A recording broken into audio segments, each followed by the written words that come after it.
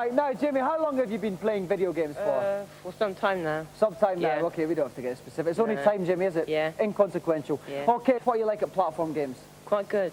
Quite good. Completed too. What ones have you completed? Robocod and Golden Axe. All right, now, is it true at the tender age of 13 you did social anthropology at Oxford University? No.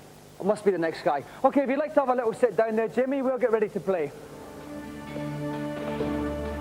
And tonight's man with all the answers is Keith Pullen from the Nintendo Hotline. Welcome, Keith. Hello, thanks. Okay, now, I've got a feeling Jamie's in with a shout here. Can you give him any tips to help him on his way? Obviously here at speed, he's just got to try and avoid everything he can and go for it. Right, Really rather speed. than taking the time to actually slash them. Just go for it. Okay Definitely. then, Jamie, are you ready?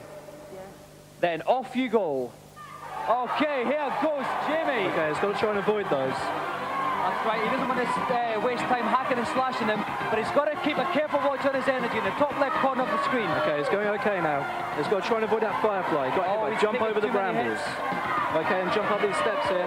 He should come across an energy ball in a minute if he hits that energy ball. If he hits the face there, a lock will come out the right Three side. times, out comes Jamie's log, and off he goes. Okay, he's going quite well now. He's got 5 blue energy If he bars hits left, that energy ball, they get all his energy back. and That's he's good. up to full energy again. When all the Okay, bars avoid the come red, werebear. Here he Down goes the on death slide. Okay, Lovely another bit of werebear there. pursuits here. We have had, he's got 52 seconds left. No, he's got to watch his energy. Got to try and save Now, as what's much, the tree as much gonna as he do here, can for the Keith? central. Now, if he stays on the hands, okay, they will take him across the brambles. He'll be safe there. Okay, he's got 41 seconds left. He's doing all right for time, Keith. He's almost there. He's doing very good for time, I think. He's Okay, almost he's there now. got 6 energy bars left. We can see beside enemy the number of energy bars the centaur has. It's quite considerable. Okay, What sort of tactics should he be using here? The thing here is he's got to watch out for the lightning. Now, when his spear flashes at the top, that means fire lightning. He's got to watch out for that and also watch out for the spear. He's only got 18 seconds left. It's going to be very now he's close. gotta be He's doing careful well. here. But He's he's gotta got go to in. hack He's gotta away there. attack. He's only got 13 seconds left. He's got about 10 more bars left of this He's got to be central. quicker. He's got to be quicker here. Oh no, he's going to watch. He's backing into him. No, This he's time got to hit him at the He's front. only got 5 seconds left. 4. He's got to hit him. He's got to go in. He has to go in now, quick. Time out. Time out. With only a few bars left on the centaur, Jamie's time has run out, and his challenge is over. Round of applause for Jamie.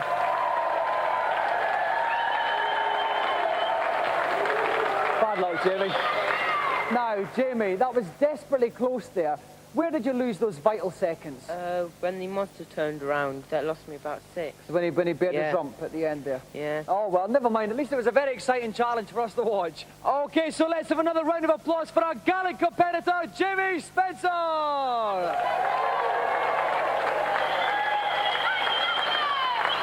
While Auntie Marisha mops up the tears of another crestfallen campaigner, we'll take a look at this week's reviews.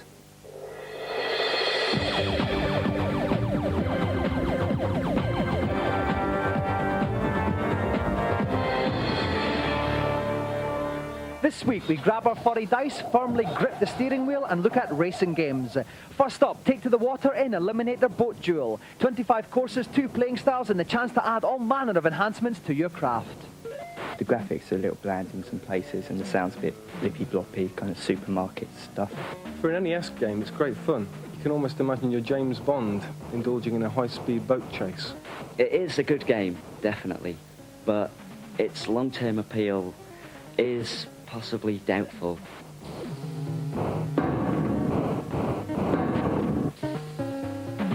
Next up, the Mega Drive conversion of the stunning NES game Micro Machines. 27 tracks of, gosh, isn't my vehicle small action. Like a lot of Mega Drive games, it is a bit easy. And in one player, I wouldn't expect it to last more than a couple of days. If you've got a mate with you most of the time, then it's a worthwhile purchase.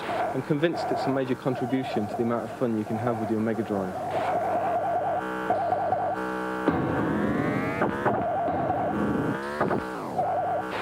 Finally, bird's eye view monochrome racing action with more tracks than you can shake a Game Boy at. Dirty Racing.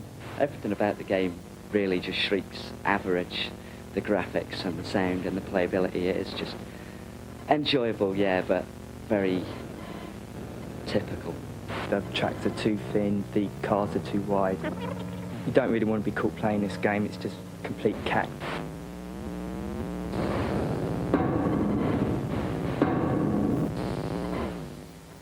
At last, it's time to announce the winners of our designer game competition using Amos on the Amiga.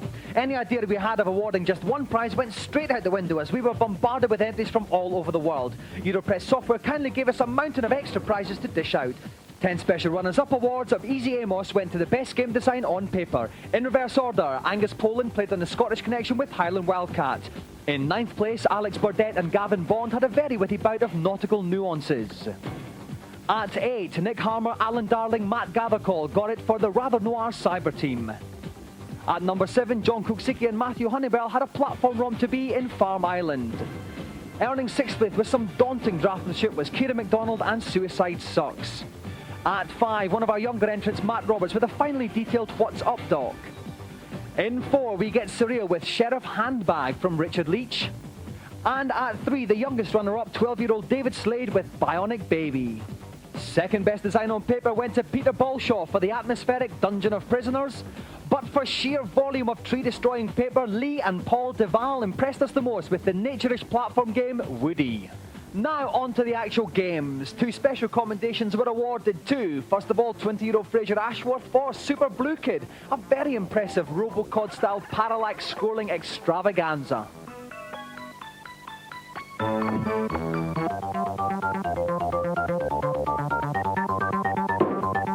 Also commended was Stellar Escape, a Xenon 2 type shoot-'em-up sent all the way from Spain. Produced by Jose and Alberto Ruiz, Juan Anilo and Francisco Just. The designers of both these games received copies of Amos Professional, the ultimate programming package. But the overall winner was Charlie Chimp, programmed by 22-year-olds Brian Bell and Ashley Cunningham in a transformed garden shed in Belfast. This won for sheer playability. The game will be on the cover of next month's Amiga format. As well as that, the winner gets £500 worth of Amiga hardware. Well done, everybody. Some more mouth-watering morsels for you all to feast upon. Now, as I wind my way through the bowels of the rig to meet tonight's celebrity, let's find out what challenge they'll be facing. I've decided to opt for the brute force of an arm wrestling encounter on Arm Champs 2. I must admit it's all a bit macho for me, but I'm aware that everyone's tastes need to be catered for. Each contestant will have one attempt to record the highest possible strength reading against the computer. No room for the faint-hearted on this one, so fret not about Wittgenstein's latest theorem, and give it your all. And we're very lucky tonight to have 3 of the world's premier arm wrestlers meeting head-to-head for this challenge. So please give a warm welcome to Rod Rambo Lynette, Robert Bad News Brown, and Tony the Lunatic Dupre.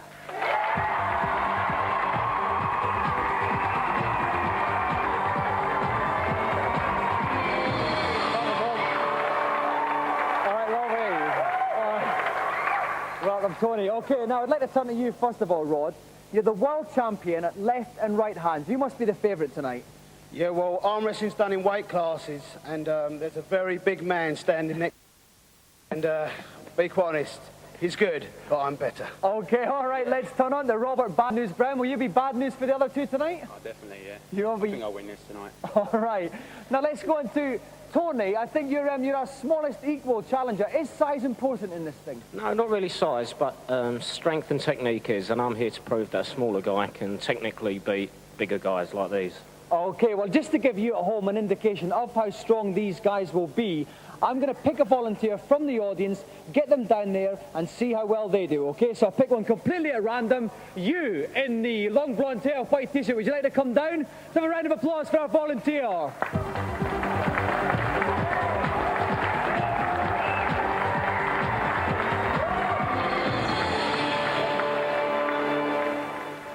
All right, welcome. What's your name? Steve. All right, then, Steve. Okay, what we're going to do is you must remember you've got to keep your elbow down at all times. We're going to measure you up against the computer and measure your total tonnage. Are you up for it? Oh, yeah, definitely. Okay, if you'd like to assume your position, Steve. You get 8 seconds, Steve. Just push as hard as you can for the 8 seconds and it'll register your strongest tonnage. That's it, Steve. Keep going. Come on, Steve. That's it all the way, Steve. Yes! Yes! Nice one, Steve. Okay, Steve got 26.2 kilograms. Round of applause for our volunteer. Thanks, Steve. Okay, right now our 3 arm wrestlers are going to warm up under the watchful eye of referee David Sheed. And if you want to find out the outcome of this epic battle, join us after the break.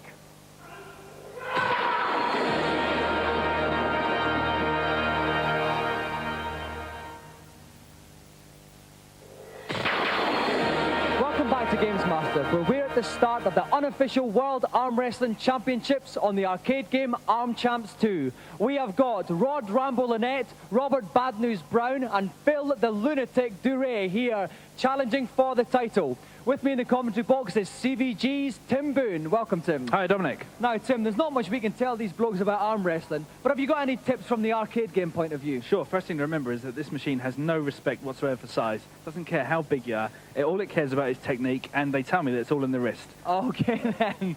All right, so I'd like to invite our first competitor. Let's have a warm round of applause for Tony the Lunatic Duray.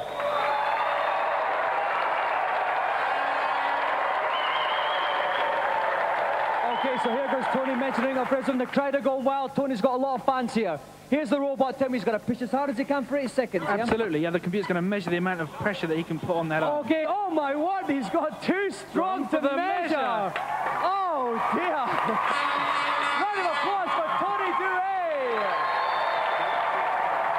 Okay, now please welcome Robert Bad News Brown.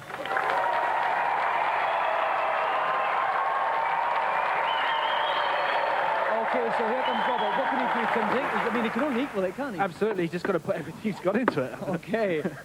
So here comes Robert. Will it be bad news for Tony? And he's pushing really hard. It's going up. He's at 73. Oh, no! Robert Bad News Brown as well. This is extraordinary. Too strong to measure. Okay, so please, a round of applause for our final competitor tonight, Rod Rambo Lynette.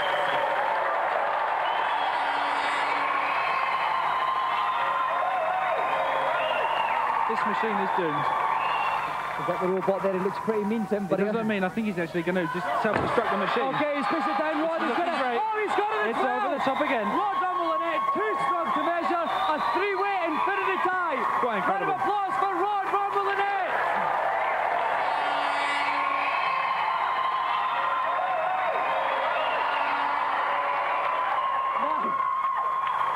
Now, this is all rather strange to us. It's the first time we have ever had 3 people completely trounce. I mean, it's just a brilliant example of brawn over technology. Did any of you find it difficult in the slightest? Powered for it, powered for it. Too easy. Okay. Now, listen, just imagine that the scale had been larger. Who would have won then, on the strength of today? Well, lightest guy, as I said, I proved it. I've done these guys. It's as simple as that. And Rob, the final word from you? Super heavyweight would have won it. That's me. Okay. All right, well, you don't need to disagree any longer because for the first time in Gamesmaster's short but sweet history, it's a 3-way tie, so we need 3 golden Gamesmaster joysticks.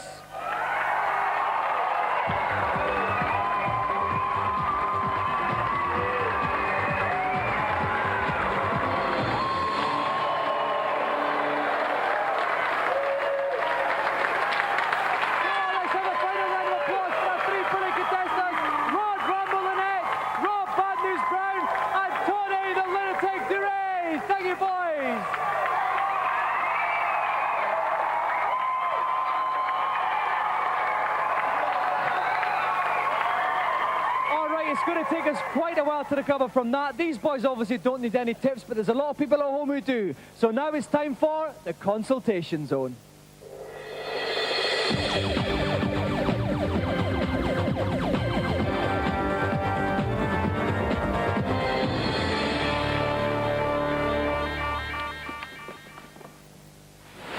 Hello, Gamesmaster. Welcome up to the helipad. What is it that's troubling you? I can't get into the wizard's house on Goblin's Toe. How do I do it? First of all, you need to